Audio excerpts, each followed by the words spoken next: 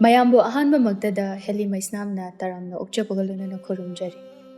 Mayamda tahanjariba wari asigi maming. Soinaibi Thaballei gi laiba wari asibu ibirakpana Thoibi Kh wari asi mayam punna taminarasi. Thaina mamangai matam amada Thaballei kaubi masak matau yamna phajabi leisabi ama leirami. Adubu laibak thibadi masak matau yamna phajarabasu Thaballei Soinaibi haibadudi oirami. Mahaki khong ama Soinaiba maramna mi ataiga mimanana chatpa ngamjade. Chatlabasu yamna mangam sande adubu kanagumba amagi mateng lauragasu samduna chatlabadi kitang saphai. Tasengbadi mahag asi ningthau machanupini. Majaibe mani adubu apopi mamadi laikhidre. Hojik laima oina palibi ningthaugi nupi atombi asina Thaballei minaigumna sijanabada ningthau mahakna phawbada thingba ngamde maramdi Thaballei hek pokpaga mikup kharagi matungda mamadu laikhide. Aduga numit adumaktada atopa leibak achauba amana landarakpadagi akanba lanfam soknaki amadi Thaballei chatpada aduki matik phibam thina Soinaiba aduna Thaballei asi yamna phattabani haina khanbagini. Laima atombi wanglenbigi macha ibungo amaga macha ibema amaga leirami. Makhoinasu adumak Thaballei minaigumna khalami. Ningtham thagi ayuk anganba numit amani wanglenbi prap lai. Wai tairibi Thaballei gi nakta saurang mairang nana. Hai, hojik phawbu wai taiba loidribaro ha? Ngahak leiradi angamba thong mayam ama yaurani. Moli sum leirisi kariginoba. Nang sibu ibema kamaina ngangna sige. Yam thuna loisaluko ngarang nangna purakpa singdo yamde. Ngasidine yam purakadabani khangabra. Asumna wanglenbina isau langlakpa aduda Thaballei patkakum karigum prap hek wai adu taibada nura aduna wanglenbigi makhongda hek thenguri. Usitriba kaidunini nangise. Asuk anganbasida ha? Nang hek ngangnabada aise leibak asigi mabema oina ingna tapna leiba haibado phangdrene. Hai sigaizan Seibasu nate nang ama kanadabada hiram amatada hek kanafam leite. Mamal khara lauraga yongadabasu Soinaibanina kanamtana pamjredo. Asumna ngangnaba asida wanglenbigi machanupi macha ibe matha jamanbisu paraprab lai. As ayuk yenda anganbasida amuk launaraga leiramisibu kaidaunarageba palem ima. Ho wai taibado sat tayu hairubagi khongsida nurana taisilei. Adugini launaramise ayuksida. Is kari nangumbi khongsek pinasu leibak asigi mabema oiriba aigi imada adumaina usitaba yabra ha khangidana nang asumna hairamlaga manak adwaida leiramba ising punama tap lauraga maduda yauramba ngarang ahingdagi thamlakpa chik lawba ising adu Thaballei da joy launa haizilami. Thaballei do khangprek khangi ayingba ising aduna khangai haijilakpa aduda adubu khonjal ama phawba thokpadi ngamjade. Asumna tawramlaga wanglenbi mama macha adusu chatkre. Thaballei wai taibadu prap loisilaga amuk singchanba prap lagle. Jinglomda asukpa umangi mafam adomda Thaballei ngahak pothajai. Sor sangna hondoi. Mabungning nungsina mathanta su sonjai. Ngarang numidangsu chak puk thande. Haujiksu chak kana lame. Karigino lamza sara aina chak lamba phaurakliba sikibana hena pharabani. Othoknasu nongdam thida ko aigi laibakse.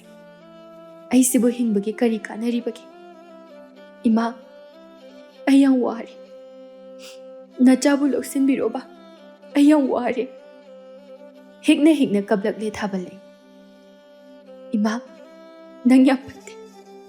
Aibu itomta hundok pirami.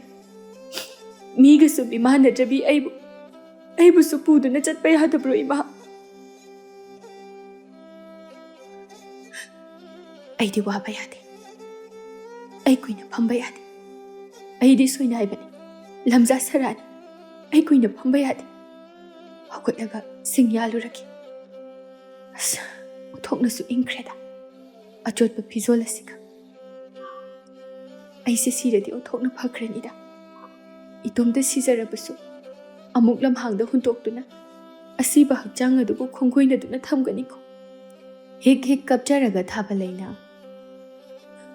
umang asibu konbiriba khuyum layo ꯑꯩꯕꯨ ꯅꯊꯥꯅꯨꯡꯗ ꯂꯧꯁꯤꯟꯕꯤꯔꯣ ꯀꯩꯗꯧꯕꯒꯦ? ꯑꯩ ꯋꯥꯈꯠꯐꯝ ꯀꯅꯥꯗꯁꯨ ꯂꯩꯇ꯭ꯔꯦ꯫ ꯁꯣꯏꯅꯥꯏꯕꯤ ꯑꯩꯅ ꯁꯤꯡꯕꯨꯜ ꯄꯨꯗꯨꯅ ꯂꯥꯛꯄꯗ ꯂꯩꯕꯥꯛ ꯃꯤꯌꯥꯝꯅ ꯑꯩꯒꯤ ꯑꯁꯣꯏꯕ ꯏꯇꯧ ꯑꯁꯤꯗ ꯀꯨꯝꯍꯩꯒꯨꯝꯅ ꯌꯦꯡꯕ, ꯑꯩꯒꯤ ꯊꯃꯣꯏꯁꯤꯅ ꯀꯌꯥꯗ ꯋꯥꯅ ꯈꯪꯖꯕ꯫ ꯁꯣꯏꯅꯥꯏꯕꯤ ꯑꯩꯁꯨ ꯏꯀꯥꯏꯕ ꯈꯪꯉꯦ꯫ ꯑꯩ ꯍꯤꯡꯅꯤꯡꯗ꯭ꯔꯦ꯫ ꯑꯩ ꯌꯥꯝ ꯏꯀꯥꯏꯌꯦ꯫ ꯇꯟꯖꯥ ꯑꯗꯨꯗ ꯇꯨꯡꯂꯣꯝꯗꯒꯤ ꯑꯍꯜ ꯑꯣꯏꯔꯕ ꯑꯃꯒꯤ ꯈꯣꯟꯖꯦꯜꯅ ꯇꯞꯅ, "ꯏꯁꯨ ꯏꯕꯦꯝꯃ, ꯂꯥꯛꯑꯣ ꯂꯥꯛꯑꯣ, ꯃꯩ ꯇꯤꯛꯁꯤ꯫ ꯍꯧꯖꯤꯛꯇꯤꯅꯦ ꯌꯥꯝꯅ ꯏꯪꯉꯤ, ꯁꯤꯡ ꯌꯥꯟꯕ ꯉꯝꯈꯤꯔꯣꯏ." ꯊꯥꯕꯜꯂꯩ ꯈꯪꯒꯨꯝ ꯂꯥꯛꯀꯨꯝ ꯁꯠ ꯑꯣꯟꯊꯣꯔꯛꯏ꯫ "ꯀꯅꯥ? ꯀꯤꯒꯅꯨ ꯀꯤꯒꯅꯨ, ꯅꯄꯨꯁꯨ ꯁꯤꯡ ꯌꯥꯟꯕ ꯂꯥꯛꯄꯅꯤ, ꯉꯁꯥꯏ ꯑꯌꯨꯛ ꯃꯝꯂꯤꯉꯩꯗꯒꯤ꯫ ꯂꯥꯛꯑꯣ ꯂꯥꯛꯑꯣ, ꯃꯩ ꯉꯥꯏꯍꯥꯛ ꯇꯤꯛꯁꯤ꯫ ꯏꯁꯨꯕꯨ ꯌꯥꯝꯅ ꯏꯪꯅ ꯎꯔꯦꯅꯦꯍꯦ." ꯃꯄꯨꯟꯁꯤ ꯑꯗꯨꯒꯤ ꯃꯤꯅꯨꯡꯁꯤ ꯆꯦꯟꯕ ꯋꯥꯍꯩ ꯑꯃ ꯐꯥꯎꯕ ꯇꯥꯕ ꯐꯪꯖꯗ꯭ꯔꯕꯤ ꯊꯥꯕꯜꯂꯩ ꯃꯕꯨꯛꯅꯤꯡ ꯌꯥꯝꯅ ꯅꯨꯡꯁꯤꯔꯛꯏ꯫ ꯉꯁꯤꯒꯤ ꯃꯤꯀꯨꯞ ꯑꯁꯤꯅ ꯑꯍꯥꯟꯕ ꯃꯤꯅꯨꯡꯁꯤꯒꯤ ꯋꯥꯍꯩ ꯍꯥꯏꯕꯗꯨ ꯑꯣꯏꯈ꯭ꯔꯦ ꯊꯥꯕꯜꯂꯩꯒꯤ ꯃꯐꯝꯗꯗꯤ꯫ ꯀꯔꯤ ꯋꯥꯍꯩꯅ ꯐꯣꯡꯗꯣꯛꯀꯅꯤ ꯍꯥꯏꯕꯗꯨꯗꯤ ꯈꯪꯗ꯭ꯔꯦ, ꯑꯗꯨꯕꯨ ꯃꯕꯨꯛꯅꯤꯡ ꯌꯥꯝꯅ ꯅꯨꯡꯁꯤꯕ ꯃꯤꯀꯨꯞ ꯑꯃ ꯑꯣꯏꯔꯦ꯫ ꯍꯥꯏꯔꯛꯏ ꯇꯞꯅ, "ꯌꯥꯔꯅꯤꯗ ꯏꯄꯨ, ꯑꯩ ꯁꯤꯡ ꯌꯥꯜꯂꯨꯈꯤꯒꯦ꯫ ꯑꯩꯗꯤ ꯅꯍꯥꯅꯤꯅ ꯏꯪꯉꯕꯁꯨ ꯈꯥꯡꯕ ꯉꯝꯃꯤꯗ, ꯏꯄꯨ ꯑꯣꯏꯅ ꯇꯤꯛꯄꯤꯔꯣ." ꯃꯆꯤꯟꯗ ꯍꯥꯏꯖꯔꯤꯕ ꯍꯥꯏꯕꯗꯨꯅꯤ ꯊꯥꯕꯜꯂꯩ, ꯏꯪꯃꯟꯕꯅ ꯆꯤꯡꯁꯤꯟꯕ ꯍꯥꯏꯕꯗꯨ ꯑꯣꯏꯔꯦ, ꯆꯠꯄ ꯁꯨꯛꯉꯝ ꯉꯝꯗꯕ ꯍꯥꯏꯕꯗꯨ ꯑꯣꯏꯔꯦ꯫ ꯃꯇꯧ ꯑꯗꯨꯗ ꯑꯍꯜ ꯑꯗꯨꯅ ꯅꯝꯗꯅ ꯊꯥꯕꯜꯂꯩꯕꯨ ꯃꯩ ꯇꯤꯛꯍꯜꯂꯝꯃꯤ꯫ ꯑꯍꯜ ꯑꯗꯨꯅ ꯇꯞꯅ ꯍꯥꯏꯔꯛꯏ, "ꯏꯄꯨꯗꯤ ꯉꯁꯥꯏ ꯑꯌꯨꯛ ꯉꯟꯇꯥꯗꯒꯤ ꯂꯥꯛꯂꯒ ꯁꯤꯡ ꯆꯜꯂꯕꯅꯤ, ꯐꯅ ꯌꯥꯝꯃꯕꯅꯤ꯫ ꯑꯩꯒꯤ ꯁꯤꯡ ꯁꯔꯨꯛꯇꯣ ꯏꯁꯨꯅ ꯄꯨꯖꯔꯣ, ꯃꯩꯁꯦ ꯅꯨꯡꯉꯥꯏꯅ ꯇꯤꯛꯊꯣꯛ꯫ ꯏꯁꯨꯕꯨ ꯀꯔꯤꯒꯤꯅꯣꯅꯦ ꯑꯆꯣꯠꯄ ꯐꯤꯖꯣꯜ ꯁꯦꯠꯂꯒ ꯂꯥꯛꯂꯤꯕꯁꯤꯕꯣ ꯏꯪꯈ꯭ꯔꯕ ꯑꯌꯨꯛ ꯑꯁꯤꯗ?" ꯊꯥꯕꯜꯂꯩ ꯈꯨꯝꯐꯝ ꯈꯪꯗꯦ, ꯐꯤꯔꯣꯜ ꯆꯣꯠꯄꯒꯤ ꯃꯔꯝ ꯑꯗꯨꯗꯤ ꯈꯨꯝꯗ꯭ꯔꯦ꯫ "ꯑꯍꯜ ꯑꯣꯏꯔꯕ ꯏꯄꯨꯅ ꯌꯥꯟꯕ ꯁꯤꯡ ꯃꯌꯥꯝꯁꯦ ꯅꯍꯥ ꯑꯣꯏꯔꯤꯕ ꯑꯩꯅ ꯄꯨꯕꯁꯤꯕꯨ..." "ꯏꯍꯦ, ꯏꯄꯨꯗꯤ ꯍꯛꯆꯥꯡꯒ ꯌꯥꯝꯅ ꯀꯜꯂꯤ ꯄꯣꯠꯅꯤꯗ, ꯑꯍꯜ ꯑꯣꯏꯖꯕꯒꯤ ꯋꯥꯅꯤ, ꯀꯩꯁꯨ ꯈꯜꯂꯨꯅꯨ꯫ ꯑꯩꯒꯤꯗꯤꯅꯦ ꯏꯁꯨꯒ ꯑꯃꯠꯇ ꯂꯩꯖꯗꯦ꯫ ꯑꯗꯨꯗ ꯏꯄꯨꯅ ꯅꯨꯡꯁꯤꯗꯨꯅ ꯍꯥꯏꯕꯅꯤꯗ, ꯅꯨꯡꯉꯥꯏꯅ ꯃꯩ ꯇꯤꯛꯎ." ꯑꯁꯨꯝꯅ ꯃꯈꯣꯏ ꯑꯅꯤ ꯉꯥꯏꯍꯥꯛ ꯃꯩ ꯇꯤꯛꯃꯤꯟꯅꯔꯕ ꯃꯇꯨꯡꯗ ꯑꯍꯜ ꯑꯗꯨꯅ, "ꯑꯗꯨꯗꯤ ꯉꯥꯏꯍꯥꯛ ꯃꯩ ꯇꯤꯛꯍꯧꯈꯣꯀꯣ, ꯏꯄꯨ ꯁꯤꯡ ꯆꯠꯂꯨꯈꯤꯒꯦ." ꯑꯁꯨꯝꯅ ꯍꯥꯏꯔꯝꯂꯒ ꯑꯍꯜꯗꯨ ꯆꯠꯈ꯭ꯔꯦ꯫ ꯊꯥꯕꯜꯂꯩ ꯃꯩ ꯁꯨꯝ ꯇꯤꯛꯑꯝꯕꯗꯒꯤ ꯃꯩꯅꯤꯟ ꯐꯪꯕꯗ ꯆꯣꯛꯊꯔꯕ ꯃꯥꯒꯤ ꯍꯛꯆꯥꯡ ꯑꯗꯨ ꯎꯏꯔꯤ ꯎꯏꯔꯤ ꯇꯧꯔꯛꯏ꯫ ꯀꯣꯅꯨꯡꯗ ꯂꯩ ꯍꯥꯏꯖꯕꯒꯤ ꯋꯥꯅꯤ, ꯑꯁꯨꯝꯅ ꯅꯣꯡꯃꯇ ꯏꯪꯅ ꯆꯤꯛꯅ ꯄꯣꯊꯥꯖꯕ ꯐꯪꯖꯗ꯭ꯔꯕꯅꯤ꯫ ꯑꯣꯟꯊꯣꯛꯅ ꯅꯨꯡꯉꯥꯏꯅ ꯇꯨꯝꯊꯣꯛꯈ꯭ꯔꯦ ꯊꯥꯕꯜꯂꯩꯗꯨ꯫ ꯎꯃꯪ ꯑꯗꯨꯁꯨ ꯆꯦꯛꯃꯨꯛ ꯂꯥꯎꯗꯦ, ꯎꯆꯦꯛ ꯑꯃ ꯐꯥꯎꯕ ꯏꯁꯩ ꯁꯛꯇꯦ, ꯇꯤꯟ ꯀꯥꯡ ꯑꯃ ꯐꯥꯎꯕ ꯋꯥꯔꯤ ꯁꯥꯅꯗ꯭ꯔ ꯃꯥꯜꯂꯦ꯫ ꯀꯔꯤꯒꯨꯝꯕ ꯃꯈꯣꯜ ꯑꯃꯠꯇ ꯊꯣꯛꯇ꯭ꯔꯦ꯫ ꯊꯥꯕꯜꯂꯩꯅ ꯅꯨꯡꯉꯥꯏꯅ ꯇꯨꯝꯕꯗꯨ ꯀꯥꯏꯈꯤꯅꯤ ꯈꯟꯕꯒꯤ ꯃꯥꯜꯂꯦ꯫ ꯁꯣꯝꯗ ꯅꯤꯡꯊꯧ ꯀꯣꯅꯨꯡꯂꯣꯝꯗꯅ ꯋꯥꯡꯂꯦꯟꯕꯤ ꯑꯃꯗꯤ ꯅꯤꯡꯊꯧ ꯈꯥꯕ ꯋꯥꯔꯤ ꯁꯥꯅꯔꯝꯃꯤ꯫ ꯅꯨꯃꯤꯠ ꯍꯨꯝꯅꯤ ꯃꯔꯤꯅꯤꯒꯤ ꯃꯇꯨꯡꯗ ꯑꯍꯦꯟꯕ ꯂꯥꯟꯃꯤ ꯈꯔ ꯂꯧꯒꯅꯤ꯫ ꯑꯗꯨꯒꯤ ꯋꯥ ꯈꯟꯅꯕꯒꯤ ꯍꯣꯔꯦꯟꯗꯤ ꯑꯉꯝ ꯑꯊꯧ ꯃꯌꯥꯝ ꯑꯃ ꯅꯨꯃꯤꯗꯥꯡ ꯑꯊꯦꯡꯕ ꯐꯥꯎꯕ ꯆꯥꯛ ꯑꯃ ꯁꯤꯟꯒꯅꯤ꯫ ꯀꯔꯤ ꯀꯔꯤꯅꯣ ꯅꯪꯅ ꯈꯔ ꯑꯃꯨꯛꯇ ꯆꯥꯅ ꯊꯛꯅꯅꯕ ꯊꯣꯡ ꯊꯥꯛꯄꯒꯤꯗꯣ ꯅꯤꯡꯊꯤꯖꯅ ꯑꯃꯨꯛꯇ ꯁꯤꯟꯗꯣꯛꯈꯣ꯫ ꯀꯅꯥꯅꯣ ꯈꯔ ꯍꯩꯕ ꯆꯥꯛꯊꯣꯡꯕꯤ ꯑꯃ ꯌꯦꯡꯉꯒꯅꯦ ꯅꯪꯅ ꯈꯔ ꯑꯃꯇ ꯁꯤꯟꯊꯣꯛꯎ꯫ ꯀꯣꯅꯨꯡꯒꯤ ꯆꯥꯛꯊꯣꯡꯕꯤꯗꯨꯁꯨ ꯌꯥꯏ꯫ ꯑꯗꯨ ꯅꯠꯇ꯭ꯔꯒꯁꯨ ꯑꯇꯣꯞꯄ ꯅꯦꯛꯀꯦꯔꯥ, ꯅꯣꯏꯒꯤ ꯌꯨꯝꯂꯣꯝꯗ ꯑꯍꯩꯕ ꯂꯩꯕ꯭ꯔꯥ? ꯌꯦꯡꯉꯣ ꯌꯦꯡꯉꯣ ꯏꯁꯥꯅ, ꯅꯪꯅ ꯊꯣꯛꯄ ꯍꯣꯠꯅꯔꯣ." ꯋꯥꯡꯂꯦꯟꯕꯤꯅ, "ꯀꯣꯅꯨꯡꯒꯤ ꯆꯥꯛꯊꯣꯡꯕꯤꯗꯣ ꯅꯨꯃꯤꯗꯥꯡꯒꯤ ꯆꯥꯛ ꯊꯣꯡꯕ ꯂꯣꯏꯔꯒ ꯍꯦꯛ ꯍꯦꯛ ꯍꯟꯕꯅꯤꯗꯣ꯫ ꯃꯌꯨꯝꯁꯨ ꯈꯔ ꯂꯥꯞꯄꯅꯤꯅ ꯃꯥꯗꯤ ꯍꯥꯏꯕꯤꯔꯔꯣꯏꯒꯦ, ꯊꯥꯕꯜꯂꯩ ꯑꯣꯏꯅ ꯊꯣꯡꯍꯜꯂꯁꯤ."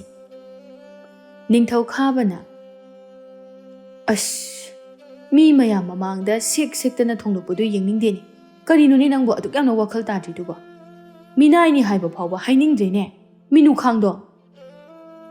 ꯋꯥꯡꯂꯦꯟꯕꯤ ꯅꯤꯡꯊꯧꯅ ꯍꯥꯏꯕ ꯑꯗꯨꯗ ꯍꯥꯏꯐꯦꯠ ꯊꯦꯝꯖꯤꯟꯕꯤꯕꯣꯏ ꯀꯔꯤꯕꯣꯏ ꯍꯥꯏꯔꯛꯏ꯫ "ꯍꯩꯃꯥ, ꯑꯃꯨꯛꯇ ꯇꯞꯊꯕꯤꯌꯣ, ꯑꯗꯨꯒꯤ ꯅꯠꯇꯤꯌꯦ ꯊꯣꯡ ꯊꯥꯛꯄ ꯌꯥꯝꯅ ꯍꯩꯗꯅ ꯊꯥꯕꯜꯂꯩꯁꯦ꯫ ꯀꯣꯅꯨꯡꯗꯒꯤ ꯆꯥꯛ ꯊꯣꯡꯕꯤꯗꯒꯤ ꯃꯥꯅ ꯍꯦꯟꯅ ꯍꯩꯔꯤꯕꯅꯤ꯫ ꯊꯥꯕꯜꯂꯩꯅ ꯊꯣꯡꯕꯁꯤꯅ ꯍꯣꯔꯦꯟ ꯃꯌꯥꯝꯅ ꯍꯥꯎꯅ ꯆꯥꯈꯤꯕꯗꯣ ꯑꯗꯨꯅ ꯐꯕ꯭ꯔꯥ ꯈꯟꯕꯒꯤ ꯁꯨꯝ ꯍꯥꯏꯖꯕꯅꯤꯗ ꯏꯅꯤꯡꯊꯧ꯫ ꯊꯥꯕꯜꯂꯩꯅ ꯆꯥꯛ ꯊꯣꯡꯉꯤ ꯍꯥꯏꯕꯗꯣ ꯃꯈꯣꯏꯅ ꯈꯪꯒꯗꯕꯁꯨ ꯅꯠꯇꯦ꯫ ꯆꯥꯛ ꯏꯟꯁꯥꯡ ꯄꯨꯊꯣꯔꯛꯄꯗꯨꯗꯤ ꯃꯁꯛ ꯃꯇꯧ ꯐꯖꯕꯤ ꯏꯅꯥꯏ ꯃꯌꯥꯝ ꯑꯃ ꯂꯩꯔꯤꯁꯤꯗꯤ, ꯃꯈꯣꯏꯅ ꯑꯗꯨꯝ ꯌꯥꯅꯤꯌꯦ꯫ ꯍꯣꯔꯦꯟꯒꯤꯅꯤꯅ ꯍꯧꯖꯤꯛ ꯀꯣꯏꯆꯦꯟ ꯆꯦꯟꯕꯗꯣ ꯈꯔ ꯈꯨꯌꯧꯅꯒꯗ꯭ꯔꯥ ꯍꯥꯏꯗꯨꯅ ꯁꯨꯝ ꯍꯥꯏꯖꯕꯅꯦꯕ."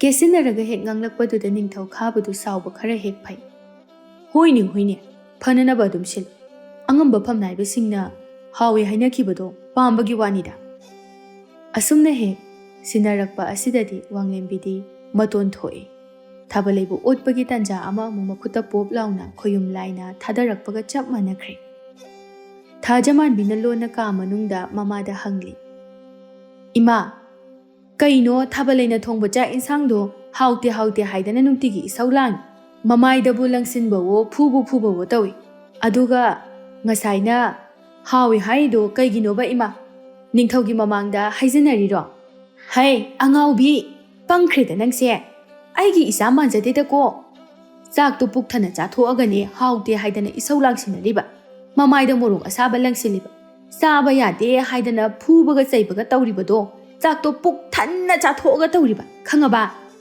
isa dina hangkhai khangjiboireda ko imai pema as kanana khangjani ge dudia somda umangdana amuk Thaballei onthokna nungaina tumthokluri numit chap yunglamle mikap tholakpada leiduna ko yengi haiba numisidi ayawramedana tawrisidi aidi kaya koina tumthokuraba chaksu kanna lamsile e tawrisi chayom kita yomaga pujaraki khanjarambani ising haijilaga hektalakpadudadi kaimta nangdre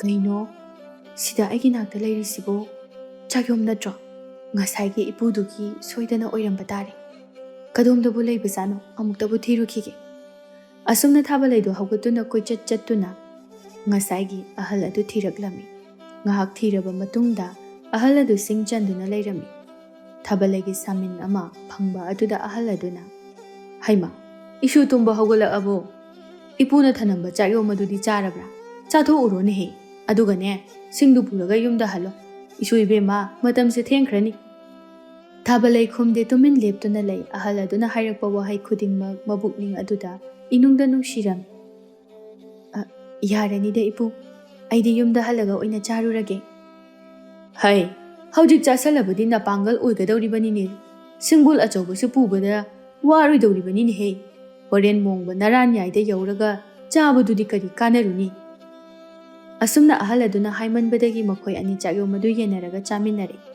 chaba loiraga singbul sing adu puraga mayumda halaknaba thaurang tawrakpada ahal aduna amukasu hairei bema isuna chatpada wadanaba lambi asamba ama takpige yengo to somgi awanglomgi lambi se sida chatlabadi yamna thuna su yawgani isu wadanaba haibanida asumna ahal aduna takpirakpa lambi aduda Thaballei konungtamna halakli yamna ita thajadana khongkap manga tara khak thangbada yauri konungda Thaballei ingak ngakjai is kaino tawrisibo chumibro sibo konungdaga yaurisibo aidina ha makhai asukuibase amta su khangde kanamtana su takpide khoida phanadum phari sigi lambi sidi naksunai misu amata thengnade sida nutigi chatlage numidang wairamni Laibak adugi loya lamgi mafam amada ingele kaubi masak mataw yamna phajabi leisabi ama leirami mahakna khul aduda leiba thauba kauba pakhang amabu yamna nungsijarami thauba yamna pukjel chawi migi leita laira awa ana tabada mateng yamna pangjai thaubanadi icham chamna machan amagumna khanjaba numidang wairamdu khul adudagi leisabi sing ising sokpa laknarami ingelaisu thauba hoida lakrami ising pun puraduna ta thauba imabo kaino kanamta leitabrane as kadai da chatnakrage tawrisiba haima bema imabo ta thauba leitro thauba gi apokpi amuraina leiye maningi ingkholda leibak tawri poche khara su thasi haidana phamu ai kauthok pirake yarani imabo phamaroige ta thaubodo ising sokpa chatminarusi na haige tawbani haima haige ado ngahaktadi phamudana ichabo sumlepado nungaidine amureidu prap changkhre thaubosu thoglai ingeleida ubadagi wangang bahurei ingele kaino nata singa hongnaraga chatminage de laite ising sokbobo lekai gi mabung aingonda hobala isibo masibu ngawrba genum tawrine numidangda ama mathengda likon sanaba chatpada hobala lakpani ngahak ngai biyu haibana ngakpi sinbige adusu nate. Is adu oirasu ising sokpachu chatminaba yadro haisiba. Yababudi yaine aduda sum nataroiga chatminabana khara hena pakchei haibai wanida. Ising sokpa haibasidi laisabina chatpana hena phajaidana. Nupa ai mu yausiladi maring marangdro. Langde kaisu. Ho ima bo ai chalage nacha nupa se marayam yedi. Swaidane swagi yum paring sidane aiga lenga chanaba imanabi amata laite haidana sum icham chamna haibalak sabagi wani. Asumna hairamlaga mamaidu sat laithoraklaga khungthang ama ani thangba hawi. Amureina macha nupa da kaidaugi ibungo nangbo ngahakta chapminaru chodana nachanna haise. Ima phagi dawbaniba chatoini. Yare yare lakpinu. Asumna hairaga sum chatpa haure ingelai. Thauba lakpra haidana michina haifeti yengjai thaubana. O hayeng khaidine numidang wairam khudingi aikhoi thongal sida ising pun amamam pairaga ichan ibe malak pangai jaramage. Ngaibiyo haide lakpinu thabak su hauruna yumda. Thauba su hande adum ising sokpadu chatminakri. Konunglomdana amuk numidang du Thaballei lakadawriba miyam adugi matomtana chak thongli wanglembina. Hai sasalo silu mi singse chak lamnarabani. Mi tara kun khaki chak thongbabu atuk kuina changba hongna braba. Chama chani gi sunate loisaluko sasat. Wanglembi thokre ingelenga saidagi mainakta adum leirakpagi masado humangna punglup lupi. Waringe marak aduda maikhudu so onthokna lam heli. Thaballei gi mitta loina changi mamit thuppaga changde thabak mayamdu yariba makai thuna loina naba hotna jarami. Asumna thongba thakpa loiraba matungda angam mathau phamnaiba singda loina pija pithak loire. Chaba loirakpagi thaba ingkhang loisinna machi amada konungi manai nupi anina nungaitana wari sanarami. As Thaballei se onthokna maraibak thikreda. Masu majaibe maniko. As ngasidi yang waramgani bo ayuk ngantadagi chingda karaga singjaluri. Aduga mi asuk yambasigi chak ising sibu matomta hotnahanba. Aduni akoina mateng khara pangge yausinge haibada leima ibe mana hek yade. As masu phatmandaba haibadunida. Nama soirabi angang asida mana olise madugi mahi soidana phangani ko lemna mangoi.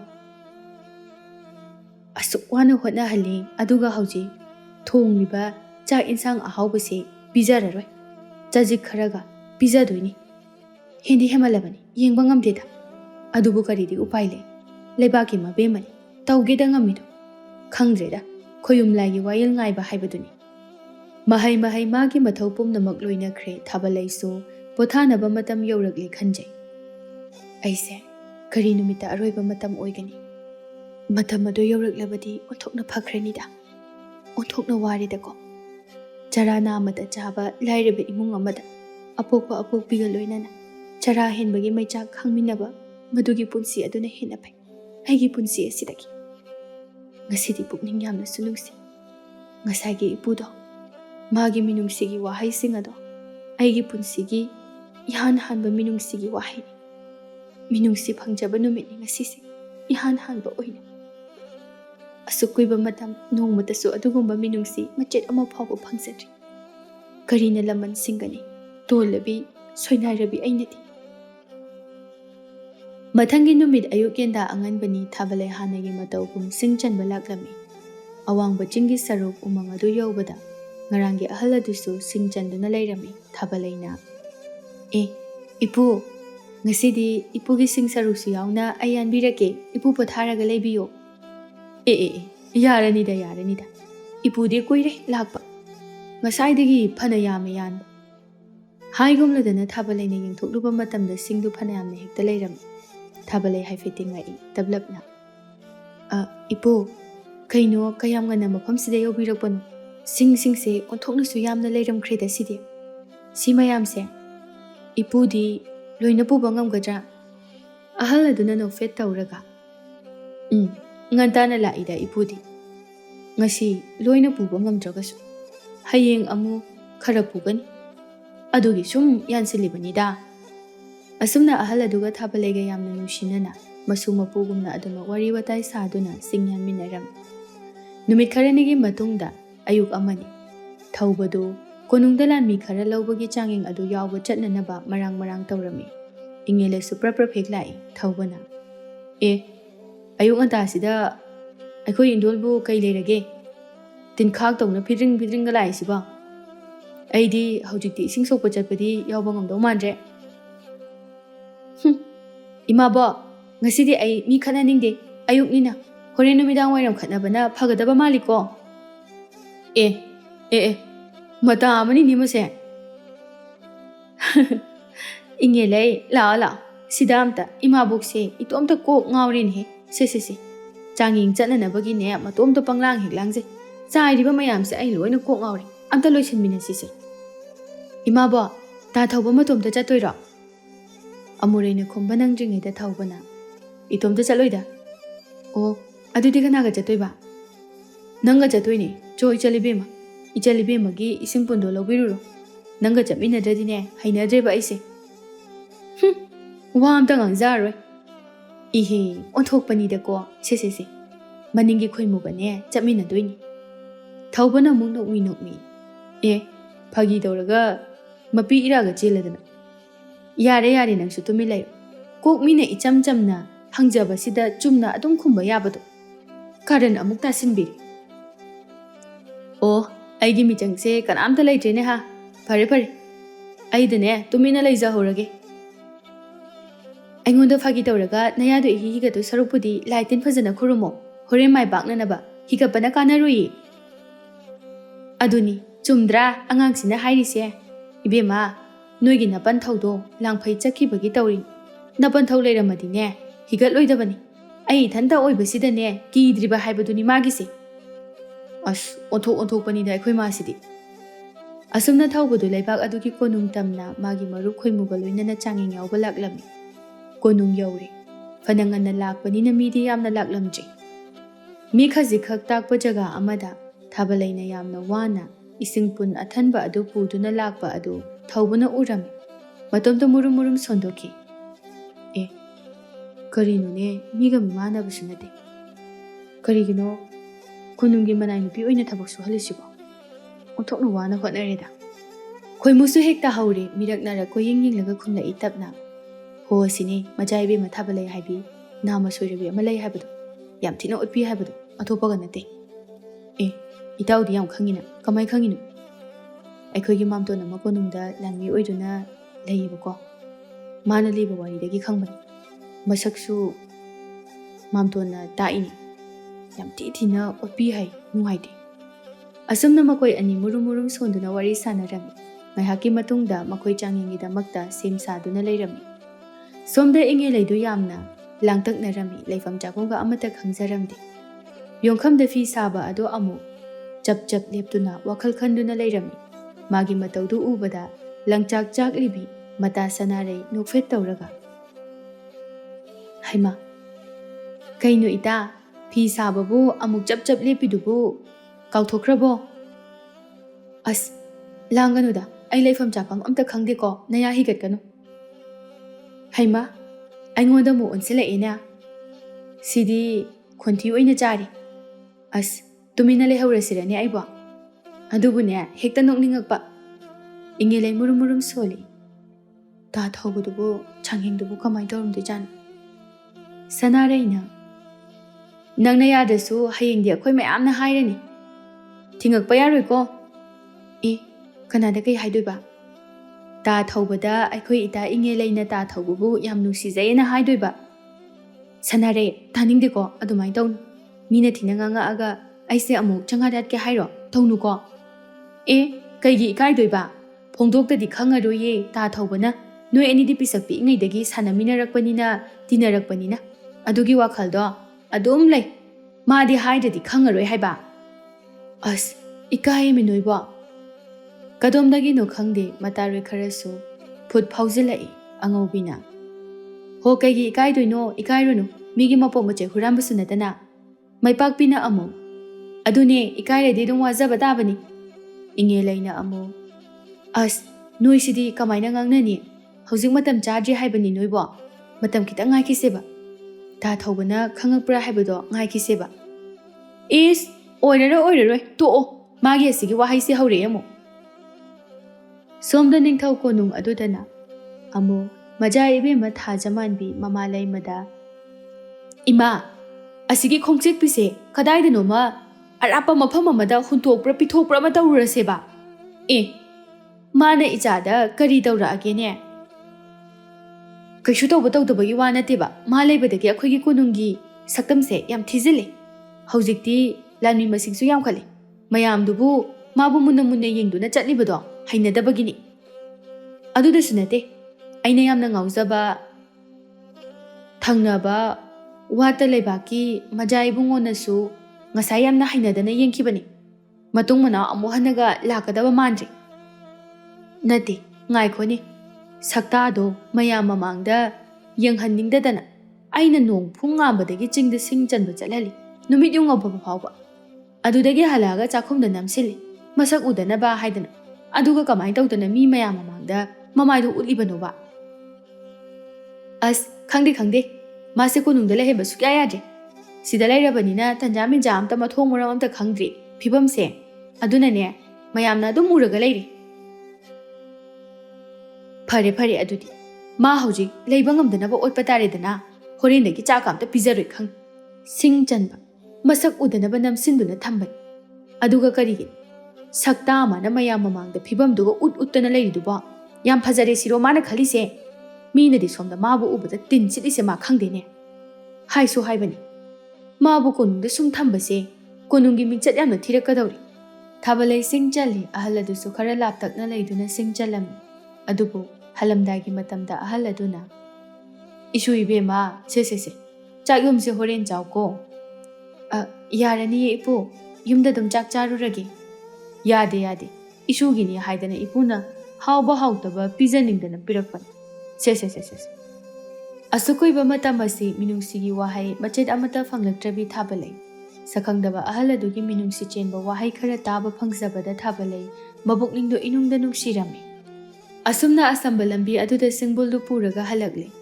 कोनुंग तमना कोनुंगी सनथोंग हेक थोंग कानसिलकपगा वांगलेंबिना थाबलैगी लवाइलुन पुदेकता लागलै हे वा हाइगे अंगनबा मतमदा नंग ngasi mapan tholokpa sukya yararoi singchanba chapado hayeng khaidi pungmam mamaga halakadaba khangaba nangi thabak mayam ama lehobani madu tawrucho nang asigi chak saba su yaroi sakta asiga asumna hairamlaga wangnem bihanna yengnamda prap changkhre makokta arumba singbul aduga loinana akibagi saktam amada lephoriba thabalegi maithong adu lanmi gi changyengda mai paklaga numit kharani ahinba lawsing tamba yauriba thawbana yamna nungaitana yengjerami khoimuna murum soli itaw kadaidanu yengiduba somda angama thawna hairiba singse tagidi leite numidang wairamni thawbaga khoimuga konungdagi halakpagi lambida wari sari itaw majaibe mathabalaise othokna maraiba the yam nungaite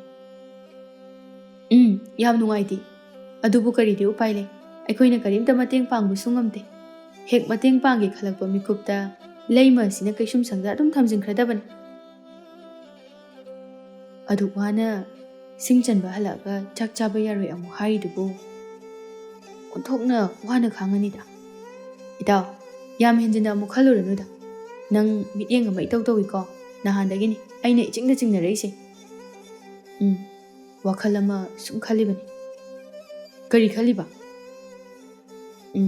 majaibe mathabalaise aigi taloi oiresira haina sum khaliba is mange karam kadomdagi lakliba thawna itaw madu yar leimase irai lairune oipa yabu olasu amu mamal lawraga yon gadoribani ne arembada kaisum sangyau gadaba wakhal adugi wakhal do thado mibo sukthina otpa thaba ingkhangdagi wangang sangang ayam yaninde kaisu ahpa jara pirakani habi thajade ngarang sumabu lobinaba nupa amta leiradi sasat pithokhrani kuina konungda thaminde masak yengningde na haikibani is sidi kainum tawrina itaw madu phana oiduna shu amta wakhaldo tare tara thongna khanthaku ko asumna wari sana na makhoi ani sum hanminaragle makhoi gi khul yobada pukri mapalda ingelega sanarega do phamduna leirami thawbana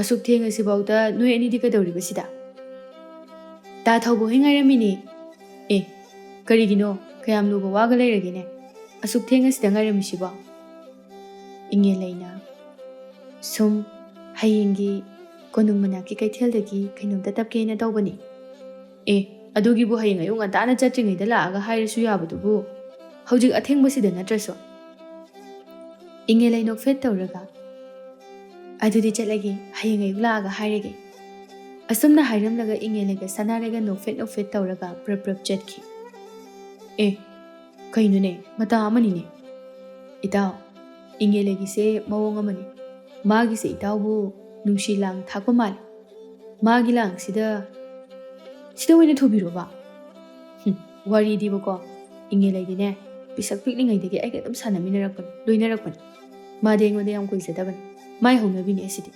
मबुंगदा ओइना जबदो अदुमाइना एंगोंदा ओइना बंगमिबन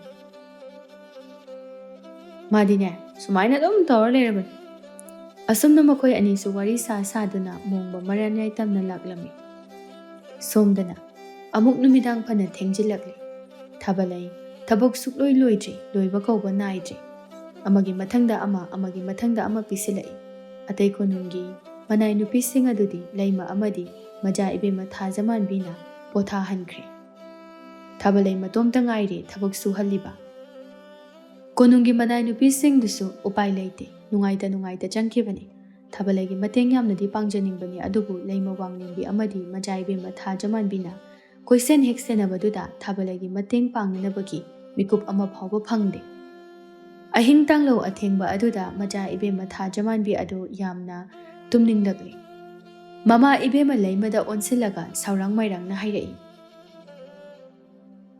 अस इमा असिगी खोंसेक पिसे अदुम सेनरगा लैदोइरो आइदि तुमनिंगमना सिदोरे हाबा नुमित कयानी थबुम कयानी सुमाइना सुम माबो ओलिनी हाइदुना संगिबनी हाइदुना सुमाइना सुम कयाम कुइना लैसे हाइबनो कदाइदनो अमुक हना उरुइदबा मफम अमदा पिथोखरगा लंगथोकप्र तौक्रसे हाइबबु सुक्या यादे हाय आइने हेना पिथोकनिंगिबनी मपुनसिगी अमुक हना हौगतपा ngamdनबा माबो ओलगा अदुम लेगदबा मफम थिरिबनी अखोइना खितंग हे माबु संहौदबदा येंगसिनहौदबदा अतोप लैरिबा मनाय नुपी मयामसिना हेक्ता मतेंग पांगनबा तौरम कुइरेरोय कदाइदनो पिथोखरदबनी असुमना इचिक हुल्लबा अहिंगी मतम अदु फावबा सिंथा पिरमलगा लोइसिनहंदुना लैमगा मजाइबे मगसु चंख्रे थाबलई मागी पोथानबगी मतम यौरकले हाइबा खंजे थवाई नुंगाइतना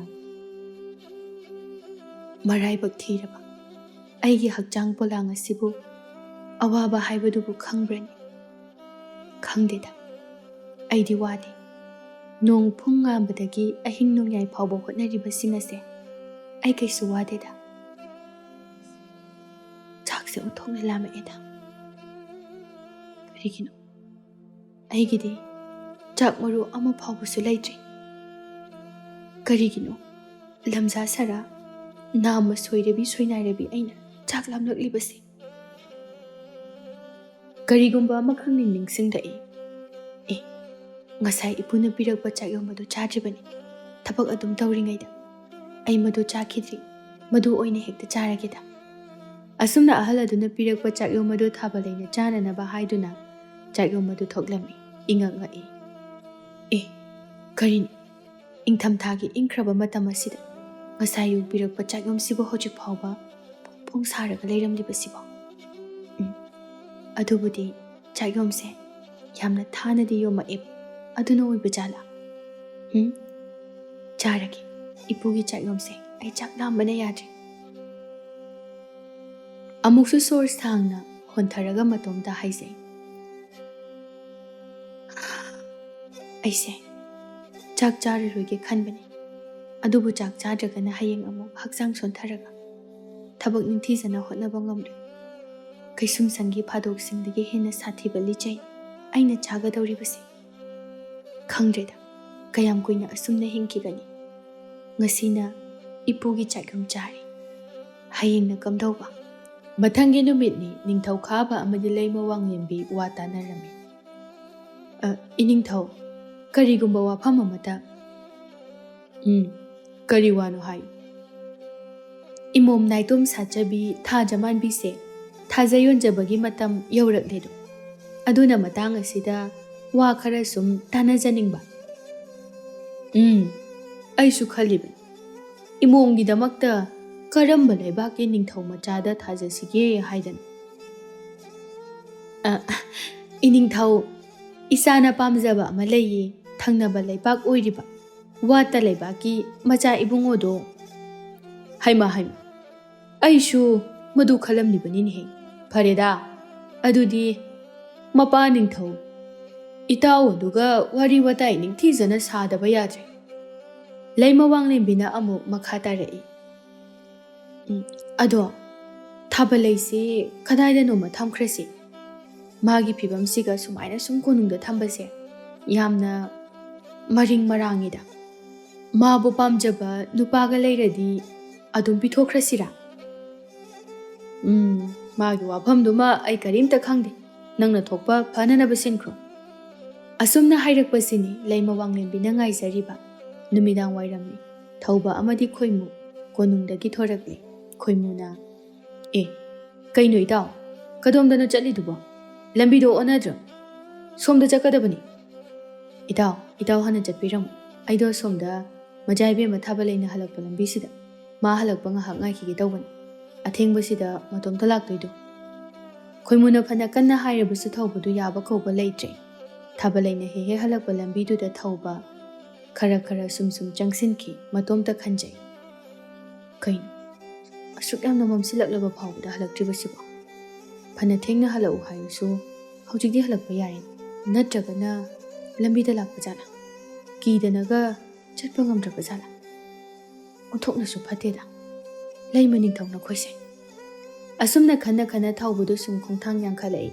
ꯉꯥꯏꯍꯥꯛꯀꯤ ꯃꯇꯨꯡꯗ ꯊꯥꯕꯜꯂꯩ ꯂꯥꯛꯄꯗꯨ ꯎꯔꯦ ꯃꯃꯤ ꯁꯥꯃꯤ ꯎꯔꯝꯃꯤ ꯊꯧꯕ ꯍꯔꯥꯎꯅ ꯄꯨꯔꯞ ꯆꯪꯁꯤꯜꯂꯤ ꯃꯖꯥꯏꯕꯦꯝꯃ ꯁꯤꯡꯕꯨꯜꯗꯣ ꯅꯅꯥꯏ ꯄꯥꯏꯖꯒꯦ ꯊꯥꯕꯜꯂꯩ ꯈꯪꯄ꯭ꯔꯦꯛ ꯈꯪꯉꯤ ꯀꯅꯥꯅꯣ ꯃꯖꯥꯏꯕꯦꯝꯃ ꯅꯅꯥꯏ ꯀꯣꯅꯨꯡꯗ ꯂꯥꯟꯃꯤ ꯑꯣꯏꯅ ꯉꯔꯥꯡ ꯅꯍꯥꯟꯒꯤ ꯆꯥꯡꯌꯦꯡꯗ ꯃꯥꯏ ꯄꯥꯛꯇꯨꯅ ꯀꯣꯅꯨꯡꯗ ꯂꯥꯛꯆꯕꯅꯤ ꯑꯩꯒꯤ ꯃꯤꯡ ꯊꯧꯕ ꯑꯩꯗꯤ ꯃꯖꯥꯏꯕꯦꯝꯃ ꯅꯠꯇꯤꯌꯦ ꯑꯩꯗꯤ ꯃꯨꯟꯅꯁꯨ ꯌꯦꯡꯁꯤꯟꯖꯔꯨꯗ꯭ꯔꯦ ꯑꯩꯅꯗꯤ ꯁꯛꯁꯨ ꯈꯪꯖꯗ꯭ꯔꯦ ꯑꯃꯝꯕ ꯃꯔꯛꯀ ꯑꯣꯏꯔꯦ ꯍꯣꯏ ꯁꯤꯡꯕꯨꯜꯗꯣ ꯑꯩ ꯄꯨꯖꯒꯦ ꯌꯥꯔꯅꯤꯗ ꯁꯤꯒꯤ ꯂꯝꯕꯤꯁꯤꯗ ꯌꯨꯝ ꯍꯦꯛ ꯍꯟꯕꯤꯕ꯭ꯔꯣ ꯃꯐꯝꯁꯤꯗ ꯂꯩꯔꯝꯂꯤꯕꯁꯤꯕꯣ ꯅꯍꯥꯟ ꯃꯈꯩꯗꯤ ꯑꯝꯇ ꯊꯦꯡꯅꯗꯦꯅ ꯑꯩꯒꯤ ꯌꯨꯝꯗꯤ ꯁꯣꯝꯗ ꯅꯠꯇꯦ ꯉꯁꯥꯏꯗꯒꯤ ꯊꯦꯡꯅ ꯁꯤꯡꯖꯟꯕ ꯍꯜꯂꯛꯀꯗꯕꯗꯨꯗ ꯑꯃꯝꯕ ꯃꯔꯛꯁꯤꯗ ꯃꯖꯥꯏꯕꯦꯝꯃ ꯏꯇꯣꯝꯇꯅ ꯁꯨꯈ꯭ꯔꯕ ꯂꯝꯕꯤꯁꯤꯗ ꯆꯠꯄꯗꯣ ꯑꯗꯨꯒꯤ ꯁꯨꯝ ꯉꯥꯏꯖꯔꯝꯕꯅꯤ ꯊꯥꯕꯜꯂꯩ ꯉꯥꯏꯍꯥꯛ ꯇꯨꯃꯤꯟ ꯂꯩ ꯑꯗꯨꯒ ꯍꯥꯏꯔꯛꯏ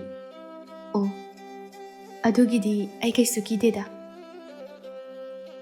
ꯁꯤꯡꯕꯨꯜꯗꯣ ꯑꯩ ꯄꯨꯖꯒꯦ ꯍꯥꯏꯕꯁꯨ ꯌꯥꯗ꯭ꯔꯦ ꯇꯧꯔꯤꯁꯦ ꯌꯥꯔꯅꯤꯗ ꯋꯥꯍꯩꯗꯨꯅ ꯍꯦꯟꯅ ꯄꯨꯡꯄꯦꯟ ꯄꯦꯟꯖꯔꯦ ꯑꯩꯗꯤ ꯃꯖꯥꯏꯕꯦꯝꯃ ꯅꯠꯇꯤꯌꯦ ꯃꯖꯥꯏꯕꯦꯝꯃ ꯀꯧꯕꯤꯒꯅꯨ ꯊꯥꯕꯜꯂꯩ ꯑꯗꯨꯝ ꯀꯧꯕꯤꯌꯨ ꯑꯁꯨꯝꯅ ꯃꯈꯣꯏ ꯑꯅꯤ ꯃꯇꯦꯛ ꯈꯔ ꯂꯥꯛꯃꯤꯟꯅꯔꯦ ꯊꯧꯕꯅ ꯇꯞꯅ ꯁꯦ ꯀꯕꯣꯛ ꯈꯣꯏꯗꯨꯝꯅꯤ ꯂꯧꯁꯤꯟꯕꯤꯌꯨ ꯂꯥꯟꯅꯗꯤ ꯈꯟꯕꯤꯒꯅꯨ ꯁꯨꯝ ꯆꯝꯅ ꯄꯤꯖꯕꯅꯤ ꯆꯥꯛ ꯂꯥꯝꯃꯛꯄ ꯃꯇꯝꯗ ꯆꯥꯅꯅꯕ ꯊꯥꯕꯜꯂꯩ ꯂꯧꯗꯦ ꯈꯨꯝꯁꯨ ꯈꯨꯝꯗꯦ ꯑꯗꯨꯝ ꯇꯨꯃꯤꯟ ꯆꯠꯂꯤ ꯀꯣꯅꯨꯡꯒꯤ ꯁꯅꯥꯊꯣꯡ ꯌꯧꯔꯝꯗꯥꯏꯗ ꯊꯥꯕꯜꯂꯩꯅ ꯉꯁꯤꯒꯤꯗꯤ ꯂꯧꯔꯒꯦ ꯑꯗꯣ ꯍꯌꯦꯡꯈꯩꯗꯤ ꯂꯩꯕꯤꯔꯛꯀꯅꯨꯗ ꯏꯃꯥ ꯏꯕꯦꯝꯃꯅꯒ ꯎꯔꯗꯤ ꯃꯈꯥꯗꯤ ꯇꯥꯔꯛꯇ꯭ꯔꯦ ꯊꯧꯕ ꯀꯕꯣꯛꯇꯨ ꯊꯥꯕꯜꯂꯩꯗ ꯄꯤꯔꯦ ꯑꯗꯨꯒ ꯍꯥꯏꯔꯛꯏ ꯑꯩꯗꯤ ꯆꯝꯅ ꯁꯨꯝ ꯅꯨꯡꯉꯥꯏꯇꯗꯅ ꯍꯥꯏꯖꯕꯅꯤ ꯑꯃꯝꯕ ꯑꯊꯦꯡꯕꯁꯤꯗ ꯏꯊꯟꯇ ꯂꯥꯛꯄꯗꯣ ꯌꯥꯝ ꯅꯨꯡꯉꯥꯏꯇꯦ ꯑꯩ ꯅꯨꯡꯇꯤꯒꯤ ꯂꯝꯕꯤꯁꯤꯗ ꯑꯗꯨꯝ ꯉꯥꯏꯔꯝꯒꯦ ꯃꯁꯤꯃꯗꯤ ꯌꯥꯕꯤꯗꯕ ꯌꯥꯔꯣꯏꯀꯣ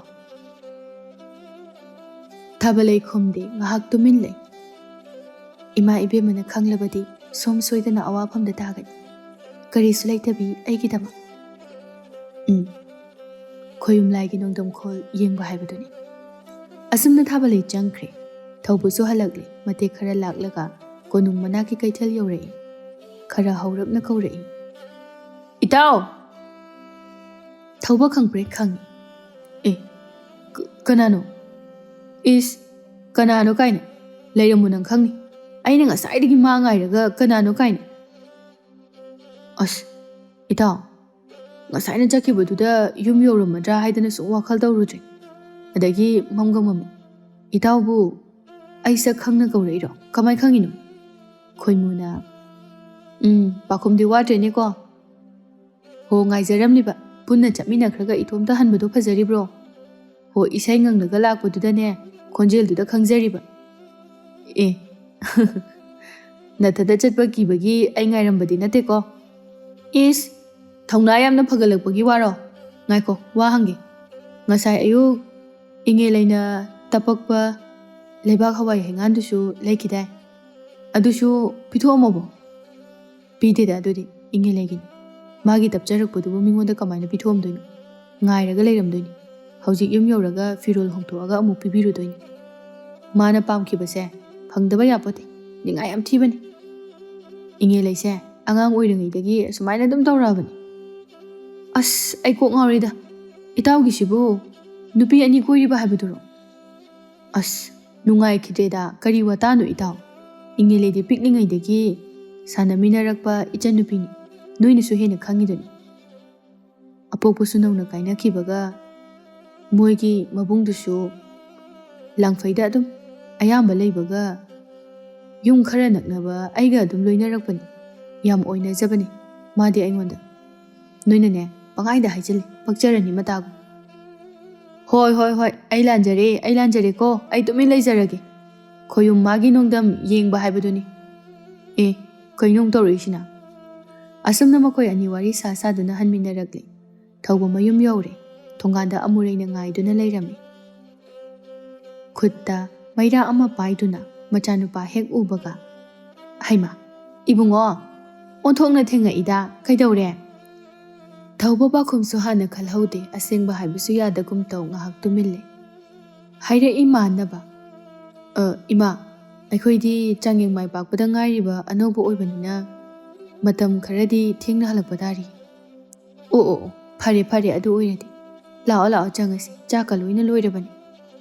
ꯏꯃꯥ ꯑꯩ ꯐꯤꯔꯣꯜ ꯍꯣꯡꯗꯣꯛꯑꯒ ꯏꯉꯦꯂꯩ ꯍꯣꯏꯗ ꯑꯝꯇ ꯆꯠꯂꯨꯈꯤꯒꯦ. ꯉꯁꯥꯏ ꯑꯌꯨꯛ ꯃꯥꯅ ꯇꯞꯄꯝꯕ ꯂꯩꯕꯥꯛ ꯍꯋꯥꯏꯒꯤ ꯍꯩꯉꯥꯟꯗꯣ ꯑꯝꯇ ꯊꯤꯟꯕꯤꯔꯨꯒꯦ. ꯉꯥꯏꯔꯒ ꯂꯩꯔꯝꯈꯤꯅꯤ. ꯏꯍꯦ ꯏꯀꯥꯎꯕꯨ ꯀꯥꯎꯏꯅꯦꯍꯦ. ꯏꯆꯥ ꯏꯉꯦꯂꯩꯗꯣ ꯉꯁꯥꯏ ꯌꯥꯝ ꯀꯟꯅ ꯇꯞꯆꯔꯝꯕꯅꯤꯅꯦ. ꯑꯗꯣ ꯂꯝꯕꯤ ꯂꯥꯛꯄꯗ ꯏꯪꯕꯅ ꯂꯣꯏꯔꯝꯃꯅꯤ ꯅꯪꯕꯨ. ꯃꯩꯒꯥꯁꯦ ꯉꯥꯏꯍꯥꯛꯇ ꯇꯤꯛꯈꯣ. ꯑꯗꯨꯒꯅꯦ ꯑꯩꯈꯣꯏ ꯑꯅꯤ ꯆꯠꯃꯤꯟꯅꯔꯒ ꯊꯤꯟꯕꯤꯔꯨꯔꯁꯤ. ꯑꯁꯨꯝꯅ ꯃꯃꯥ ꯃꯆꯥꯗꯣ ꯍꯥꯏꯅꯔꯝꯃꯤ. ꯁꯣꯝꯗ ꯊꯥꯕꯜꯂꯩ ꯂꯩꯐꯝ ꯆꯥꯐꯝ ꯈꯪꯗꯦ. ꯃꯩꯅꯥꯛꯇ ꯐꯝꯂꯒ ꯋꯥꯈꯜ ꯅꯨꯡꯉꯥꯏꯇꯅ ꯂꯩꯔꯝꯃꯤ. ꯑꯁ ꯉꯁꯤ ꯅꯨꯃꯤꯗꯥꯡ ꯋꯥꯏꯔꯝꯒꯤ ꯃꯁꯛꯀ ꯑꯝꯇ ꯎꯗ꯭ꯔꯤ. ꯑꯩꯁꯨ ꯐꯅ ꯊꯦꯡꯅꯗꯤ ꯉꯥꯏꯖꯕꯅꯤ. ꯍꯜꯂꯛꯇ꯭ꯔꯤ ꯖꯥꯠꯂꯅꯦ ꯍꯧꯖꯤꯛ ꯐꯥꯎꯕ? ꯑꯌꯨꯛꯀꯤ ꯅꯨꯃꯤꯗꯥꯡ ꯋꯥꯏꯔꯝꯒꯤ ꯊꯥ ꯊꯧꯕꯒꯤ ꯃꯁꯛꯁꯦ ꯍꯦꯛ ꯎꯍꯧꯗꯕꯗ ꯑꯩꯅ ꯁꯨꯝ ꯋꯥꯔꯤꯁꯤꯕꯨ ꯀꯩꯒꯤꯅꯣ? ꯃꯃꯥ ꯇꯝꯄꯥꯛꯅ, ꯕꯦꯝꯃꯥ ꯀꯔꯤꯅꯣ ꯇꯧꯔꯤꯗꯨꯕꯣ? ꯅꯠꯇꯦ ꯃꯩꯅꯥꯛꯇꯨꯗ ꯐꯝꯃꯒ ꯁꯤꯡꯁꯨ ꯏꯟꯁꯤꯟꯗꯦ. ꯃꯩꯈꯨꯅ ꯄꯨꯝꯃꯝ ꯃꯝꯃꯤ. ꯑꯁ ꯃꯤꯠꯀꯥꯁꯦ ꯊꯨꯞꯄꯅ ꯂꯣꯏꯔꯦꯗ. ꯅꯪꯕꯨ ꯅꯃꯤꯠꯀꯥꯗꯣ ꯊꯨꯞꯇ꯭ꯔꯣ? ꯅꯠꯇꯦ ꯎꯗꯕ꯭ꯔꯥꯕ ꯃꯩꯈꯨ ꯃꯌꯥꯝꯁꯤꯕꯣ? ꯏꯉꯦꯂꯩ ꯏꯄꯥ ꯄꯥꯈꯠꯅ ꯁꯤꯡꯗꯨ ꯃꯩ ꯀꯥꯝꯕ ꯍꯣꯠꯅꯔꯤ. ꯎꯆꯤꯟꯅꯥꯆꯤꯟꯅ ꯃꯩꯗꯨ ꯆꯥꯛꯇꯤ ꯆꯥꯛꯂꯦ. ꯃꯩꯈꯨꯁꯤꯡꯗꯨꯁꯨ ꯇꯞꯅ ꯃꯥꯡꯈ꯭ꯔꯦ. ꯇꯝꯄꯥꯛꯅ, ꯅꯠꯇꯦ ꯀꯔꯤ ꯇꯧꯔꯒꯦꯕ ꯅꯪꯕꯨ? ꯉꯁꯤꯗꯤ ꯅꯁꯥꯗꯣ ꯏꯇꯥꯎ ꯇꯥꯎꯔꯤꯗꯨꯕꯨ? ꯅꯨꯃꯤꯗꯥꯡ ꯋꯥꯏꯔꯝ ꯐꯪꯉꯤ, ꯊꯦꯡꯉꯤꯈꯩ ꯍꯟꯖꯤꯜꯂꯛꯑꯦ. ꯑꯗꯨꯒ ꯍꯧꯖꯤꯛꯅ ꯑꯃꯨꯛ ꯃꯩꯈꯨꯒꯤ ꯂꯥꯟ ꯑꯃꯨꯛ. ꯅꯪꯀꯣ. ꯊꯥꯕꯜꯂꯩ ꯈꯣꯏꯔꯥꯡ ꯈꯣꯏꯁꯥꯎꯅꯔꯤꯉꯩꯗ ꯃꯃꯥꯅ ꯑꯃꯨꯛ ꯉꯥꯡꯁꯤꯜꯂꯛꯄꯗꯨꯗ ꯁꯥꯎꯅꯤꯡꯂꯝꯃꯤ. ꯈꯣꯏꯗꯧ ꯁꯥꯎꯒꯠꯄ? ꯀꯅꯥꯗ? ꯇꯥ ꯊꯧꯕꯗꯣ ꯉꯁꯥꯏ ꯑꯩꯅ ꯂꯩꯕꯥꯛ ꯍꯋꯥꯏ ꯍꯩꯉꯥꯟ ꯇꯞꯈ꯭ꯔꯒ ꯐꯅ ꯊꯦꯡꯉꯕ ꯐꯥꯎꯕ ꯂꯥꯛꯍꯧꯗꯦꯅꯦ. ꯈꯪꯅꯤꯃ ꯍꯌꯦꯡ ꯑꯌꯨꯛ ꯊꯤꯅ ꯉꯥꯡꯒꯦ ꯌꯦꯡꯉꯨ. ꯑꯩꯅ ꯁꯣꯝꯗ ꯂꯩꯔꯛꯑꯅꯤ ꯆꯥꯔꯅꯤꯅ ꯉꯥꯏꯔꯒ. ꯇꯁꯦꯡꯕꯒꯤꯗꯤ ꯂꯩꯕꯥꯛ ꯍꯋꯥꯏ ꯍꯩꯉꯥꯟ ꯑꯗꯨ ꯆꯥꯅꯤꯡꯕ ꯅꯠꯇꯦ. ꯊꯧꯕꯒꯤ ꯁꯛꯇꯝ ꯎꯍꯧꯗꯕꯒꯤ ꯈꯣꯏꯔꯥꯡ ꯈꯣꯏꯁꯥꯎꯅꯕꯅꯤ. ꯍꯩ ꯑꯉꯥꯎꯕꯤ, ꯍꯌꯦꯡ ꯃꯤꯉꯣꯟꯗ ꯉꯥꯡꯉꯨꯕꯒ ꯌꯥꯔꯣꯏꯀꯣ. ꯃꯤꯒꯤ ꯃꯁꯥꯒꯤ ꯑꯗꯨꯛ ꯂꯨꯕ ꯃꯊꯧ ꯆꯠꯆꯔꯨꯔꯤꯗꯨꯕꯨ ꯅꯪꯒꯤ ꯂꯩꯕꯥꯛ ꯍꯋꯥꯏ ꯍꯩꯉꯥꯟꯗꯨꯅ ꯂꯨꯕ꯭ꯔꯣ? ꯃꯁꯤꯗꯤ ꯏꯀꯥꯏꯗ꯭ꯔꯣ ꯅꯪꯕꯣ? ꯑꯗꯨ ꯑꯃꯨꯛ ꯇꯞꯄꯨꯔꯤꯗꯨꯕꯨ ꯑꯩꯅ ꯆꯥꯛ ꯑꯝꯇ ꯄꯤꯖꯗꯕꯗꯨ ꯉꯥꯏ. ꯀꯣꯅꯨꯡ ꯃꯅꯥꯛꯀꯤ ꯀꯩꯊꯦꯜꯒꯤꯗꯨꯅ ꯈꯔ ꯍꯦꯟꯅ ꯍꯥꯎꯋꯦꯅ ꯇꯧꯕꯅꯤ. ꯍꯣꯏꯅꯦ ꯑꯗꯨꯕꯨ ꯇꯟꯖꯥ ꯃꯦꯟꯖꯥ ꯑꯃ ꯈꯪꯉꯣ ꯍꯥꯏꯕ. ꯃꯤꯒꯤ ꯑꯔꯨꯕ ꯊꯕꯛ ꯆꯠꯄꯗꯨꯗ ꯅꯪꯅ ꯑꯃꯨꯛ ꯐꯔꯛ ꯇꯥꯁꯤꯜꯂꯤꯗꯣ ꯃꯤꯅ ꯋꯥꯔꯛ ꯋꯥꯇꯦꯝꯗꯕ ꯇꯥꯅꯤ ꯍꯥꯏꯕꯅꯤꯅꯦ. ꯏꯉꯦꯂꯩ ꯁꯨꯝ ꯃꯕꯨꯛꯅꯤꯡ ꯅꯨꯡꯁꯤꯔꯛꯂꯦ. ꯑꯗꯨꯒ ꯀꯞꯊꯣꯔꯛꯏ. ꯇꯝꯄꯥꯛꯇꯣ ꯑꯃꯨꯛꯁꯨ ꯅꯨꯡꯉꯥꯏꯔꯛꯇ꯭ꯔꯦ. ꯃꯆꯥꯅꯨꯄꯤ ꯏꯉꯦꯂꯩꯗꯨ ꯊꯦꯝꯖꯤꯟꯒꯦ ꯇꯧꯔꯤꯉꯩꯗ ꯑꯃꯨꯔꯩꯒ ꯊꯧꯕꯒꯁꯨ ꯄ꯭ꯔꯞ ꯍꯦꯛ ꯆꯪꯂꯛꯏ. ꯑꯃꯨꯔꯩꯅ, Tampak, kaino noidi thong amta lolamdrisina. Haima, iche, karino numidang sida kaidaurage. Ho maikhu yamna khui haidana ne. Thong du sum hangto ambani. Sida phamusi. Thauba, sida phamusi. Amurei, ingelegi manakta changduna phamthai. Haima, karigi kapino kapkanusi. Nabungse, halakpa budi ngahak oiri. Ingnaga ingbasida ainane mai ngahakta tikho. Aduga akhuyani punna chatlurasi haidana laibani. Tampak, kaino nangna icha ingelegda amuk ngangbiribro. Ngamo khazi khak tapjabasida. Tampakna noklaga tapna. Icha thawbagi thabak yamna chinbaduda sum nungaitadana tawbanida yetpato. Indomcha, adugidi yeteda. Aina chatpa haido oibanina aingonda taptradi kaino. Ichalgibo, leheningboda adum hairo. Leraktradi kaino. Aina chatpa haido oirabanina. Somda ingelegi haraubana loiri thawbagi wahaiduna. Amureinaga thembire. Adagi amuk mana tapkiba leba hawai hanganado amuk thinba lae. Adudadi haraubana loiri. Mathangi numitni. Ayuki cha ising chaba loiraga ingelei nobab ani puraga. Mataroi sing haunaraga chananaba thaurang taurami. Ingelei harauni ithak thakna. Wari matamgi tawbani noida. Nonganbaga ngaiba ngamjabani. Asum hairaga ngarang numidang. Thauba amadi mama amurei laklambagi wari ado amata chithadana. Mataroi singda lirami. Ingeleina harauna. Ado, ta thawbanasu aibu nungsiramdong mandrane. Sanareina.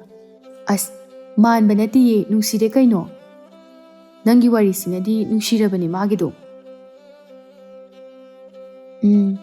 Adum tapa u aina chatpa haido oire. Lairadi kaino ichalgi bukaina hek haibrane. Hai he. Phagi amuk tawkidro sida. Ado, ichangi bu haibadudi kitang depende. Ataidi loi harauri. Ho yare ibema penda baga lairuranu. Noi imasu lai adagi moi imasu yauriba. Adudabu isanawgi damakta kaina mo hairakhidraba. Khangi he. Ado, ta thawbagi se ai nungsibadi madi maliko. Hoi me. Ado, nobab to maku khakta khoktre. Masingsu yauna loina soiri. Chaningai amata yauroi. Ai khogi piro. Numit kharani haukre numidang wairam athengba khudingi thawbana Thaballei asukpa lambida he ngai birami. Nongma Thaballei du tapna. Asukuina hinglakpasida. Asumna aigi damakta ibung saklaba amana. Minungsi utpirakani haibase ai sukta thazarudi. Thawba wakhal khanjai. Manadi aibu mabungumna khaliba. Phifamsida aina mabu nungsi aigi taloi ujarage haibase. Matam kharadi chaphatri. Hoida. Mana mu saukidana. Ngairamgadu kaina mu hairadi athengbasida. Amamba marakta matomda mu chakhiba tare. Matam kharadi phungthoktana tumina leiba haibaduni. Ihe wakhal yam khanjilunuda. Punsi haibasidi adum waraga. Nakentha oiraga adum leiba yaba nate. Mi khudingmakini. Hauzik yamna haigatliba. Ai mangaire haidana chatliba singsu nongmadi soidana makhoigisu awaba matam lakhigani. Ichalgisu yeningtha soidana lakhigani. Asengbagi lakhigadrane. Kaigi la oidoino. Adudi masana tarabani. Aigi pokminaba ibung leitragasu. Ibunggumba ama thengnabase pukning yam nungsi. Machalgidamak mabungna pambom tingbiba. Maduda machaloi biduna amuk wakhal chawthokjaba kaido. Sumaina tawboire. Aigi punsisidadi nongmada khangjaraktrabani. Nongma numidang athengba amani. Thaballei konungi thabak pumba loiraga. Ahal oiraba singchanbaduna pirakpa chagyomadu hangtoktuna chaba haurami. Mina hainabase chumdi chumba chaniko. Asuk toliba punsi asida. Chaksu pukthana chaba phangzade. Ipuna nungtigi chak pibiribase. Hoida, ainasu angamba magi singhe yanbi. Ibung thawbusu aibu yamna luna tawbiko. Asuk nungsiba, asuk nungaiba wakhalse khalaga aina mitagi pi hekta tare isina karigino. Macha ibema Thajamanbisu chaksang adwaida magi karino mata haura male haidana leima wanglembiga loinana chaksamadom sum lakpada insang manam yamna nungshiba ama lakpagum tawram. Ima chaksang da cha insang amta lehodraba natro. Kainu swaida insang manam ama kananamida. Hoini he. Masi chaksang lomdagi mandrane amta changnaga yengusi lao. Asumna makhoi anina chaksang duda changlakpada Thaballei machi mada chak chaduna leirami madu ubada leima wanglembina ingak ngakna. Hai huranbi! Chak maru ama phabo lehodrabadubu karam hainabu losinduna thamhoribano onthoknasu haikredako huranbi ase imai bima Thajamanbi changsinduna yenglaga hairai. Ima mana jaribe insang sidi ngasi akhoi konungsida thongkiba insangdo amta yaudi sidi Kanagumba amana pirakpa male. Is khongsekpi nangondabu sakta asiga kananabu oirizanone. Maga manaba khongsekpa oirumgani. Wanglembi prap changsilaktuna munna yengi. Oh, aikoibu hullibaneba. Yolibaneba, ha? Chak nabuk thana pizadre kaina yolibaneba nangise. Adu oiradi nang asidagi pulak thaaluru. Kanabu oirigaba onthokna masa khangninkhredako khangnidana nang hauji kanana pirakpano khomu chakse kanana pirakpano Thaballei kina umangda singchanba chatpada singchanba lakpa ipu amana pibibani leima wanglembina Thaballei bu soro chingduna puthorai ningthauda waram pumba tamle aduga leima wanglembina lanmisingda yathang pirai haujingmak athengba ahing asida Laibak sinba thongna pau chalo. Umang wamang khudingmak masigi khongchekpi asidane nungtigi chaigom pirakliba yamna pukchel chawba sabado kanano hong haujingmak khudakta konung asida lakadabani hayu. Asumna leimagi yathang matung inna masing yamlaba sagol lanmi kayana laibak sinba thongna sagol pau chatlami. Ichik hullaba ahingi matam thawai panba pumnamakna pothanaba matam aduda ahingi achikpadu thugairaduna Lanmi singduna koi lau lauri. Sagol lanmigi pau asi thaubo khoigi khuldasu yaurakle. Lanmi sing aduna chatkraba matungda khoimu thaubo hoida prap lai ahinga duda. Itaw thauba thongsimda hangu. Thaubo su sagol lanmigi pau aduda tumba yadraduna leiramlibani. Prap thong hanglai. Amuraina. Haima. Khoimua kari aruba leiragene ahingsida. Khangdreda. Irang langi taurise konunggi pausina marolama kari tauba yaurabazan Ima kishu taudida sum itawga konunggi wari amta sagena asumna makhoi ani thaubagi kada changduna wari sanarami khoimuna nate itawna pibraba chagum sibo chagum de pite ta itawna su khangiduni majaibe ma Thaballei se karino madi soidana thoani taurisi Leimasi so thokna phatman khid aina haidro tawgida ngambani maro yamna leibani haidana icham chamna chak pibagi bu wathogi ohengadawri as majaibe ma Thaballei do hojipu phubiram gadra yam thina kangbiram gadra itaw ai leipam chafum khangde aibu konungde chalusira kaino itaw kaido chatoino maram maha su phajana khangbana ji hojik ahing sidadi Makhoisu kashu tawrida hayeng ayu konung chatlaga adum khangani ngaikho taha ba yadri chagyomda itawna pibusu natri hai kanana kari maramgidama piriba maram amadi soidana leirumganina asumna makhoi ani wari sanari somda konungdana amok sagol pau chatkiba lanmi singado hanarakpada ngairi Thaballei machi mada tumina leptuna lai leima wanglembi amadi macha ibema Thajamanbina Machin pena chaibiram. Thaballei ngasai chak chakibagi makhut phawba hamdri. Chak insang ipakpaktuna leplam. Ahing tangdaw athengba adu pumlang langi. Konung adu ngahaki matungda singchanba chatpada thengnaba ahal adu konung aduda laklami. Tiliba miyam marak aduda tapna laklami aduga hairei. Chagyom singdo aine isu Thaballei gidamakta pibani. Wanglembina.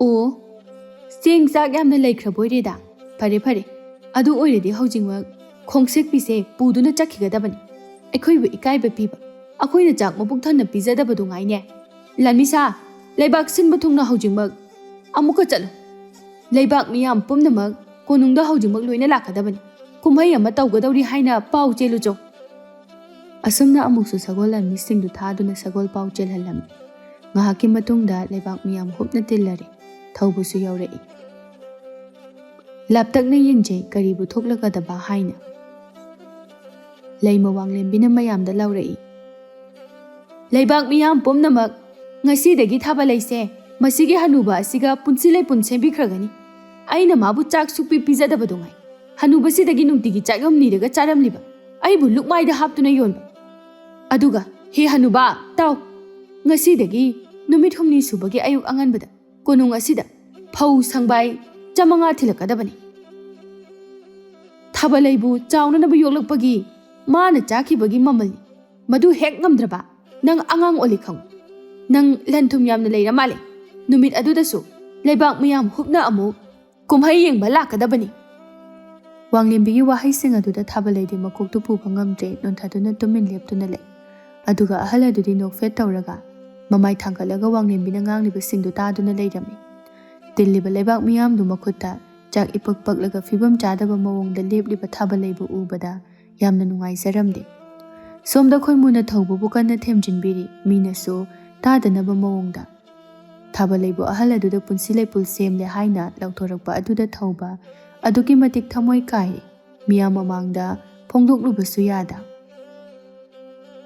ꯑꯁꯨꯝꯅ ꯃꯌꯥꯝꯗꯨ ꯇꯨꯃꯤꯟꯅ ꯂꯩꯃ ꯋꯥꯡꯂꯦꯝꯕꯤꯒꯤ ꯌꯥꯊꯪ ꯇꯥꯔꯕ ꯃꯇꯨꯡꯗ ꯃꯌꯨꯝꯗ ꯍꯟꯈꯤꯅꯕ ꯌꯥꯊꯪ ꯄꯤꯔꯝꯃꯤ ꯑꯗꯨꯒ ꯑꯍꯜ ꯑꯗꯨꯅ ꯊꯥꯕꯜꯂꯩꯕꯨ ꯄꯨꯗꯨꯅ ꯆꯠꯍꯟꯈ꯭ꯔꯦ ꯃꯇꯝꯗꯨ ꯅꯣꯡ ꯉꯥꯜꯂꯤ ꯇꯧꯔꯛꯂꯤ ꯊꯥꯕꯜꯂꯩ ꯑꯍꯜ ꯑꯗꯨꯒ ꯂꯣꯏꯅꯅ ꯁꯤꯡ ꯆꯟꯕ ꯆꯠꯄꯒꯤ ꯑꯁꯝꯕ ꯂꯝꯕꯤ ꯑꯗꯣꯝꯗ ꯆꯪꯂꯛꯄ ꯍꯧꯔꯝꯃꯤ ꯊꯥꯕꯜꯂꯩ ꯃꯃꯥꯏꯗꯨ ꯅꯣꯟꯊꯔꯒ ꯇꯨꯃꯤꯟ ꯆꯠꯂꯤ ꯑꯔꯨꯝꯕ ꯄꯣꯠꯂꯨꯝ ꯑꯃ ꯃꯀꯣꯛꯇ ꯊꯥꯡꯒꯠꯈꯤꯕꯒꯨꯝꯅ ꯍꯧꯖꯤꯛꯇ ꯃꯝꯂꯤ ꯇꯧꯈꯤꯕꯅꯤ ꯑꯗꯨꯕꯨ ꯅꯨꯃꯤꯠ ꯌꯨꯡꯕꯒꯤ ꯃꯇꯧꯒꯨꯝꯅ ꯄꯨꯡꯉꯥꯟ ꯉꯥꯟꯊꯣꯔꯛꯂꯤ ꯅꯍꯥ ꯃꯈꯩ ꯎꯗꯕ ꯃꯑꯣꯡꯗ ꯃꯈꯣꯏꯅ ꯆꯠꯂꯤꯕ ꯃꯐꯝ ꯑꯗꯨ ꯌꯥꯝꯅ ꯐꯖꯕ ꯂꯩꯀꯣꯜ ꯑꯃ ꯑꯣꯏꯔꯝꯃꯤ ꯊꯥꯕꯜꯂꯩ ꯏꯉꯛ ꯀꯣꯏꯂꯩ ꯂꯩꯗꯨꯅ ꯌꯦꯡꯖꯔꯝꯃꯤ ꯑꯍꯜ ꯑꯗꯨꯁꯨ ꯅꯣꯛꯐꯦꯠ ꯇꯧꯗꯨꯅ ꯑꯗꯨꯝ ꯂꯩꯔꯝꯃꯤ ꯃꯤꯀꯨꯞ ꯑꯗꯨꯃꯛꯇꯗ ꯑꯍꯜ ꯑꯗꯨ ꯃꯁꯛ ꯃꯇꯧ ꯌꯥꯝꯅ ꯐꯖꯕ ꯅꯨꯄꯥ ꯑꯃ ꯑꯣꯟꯊꯣꯔꯛꯂꯝꯃꯤ ꯊꯥꯕꯜꯂꯩ ꯍꯥꯟꯅꯗꯒꯤ ꯍꯦꯟꯅ ꯃꯃꯤꯠꯇꯣ ꯂꯥꯎꯊꯣꯛꯂꯒ ꯌꯦꯡꯂꯛꯏ ꯅꯨꯄꯥ ꯑꯗꯨꯅ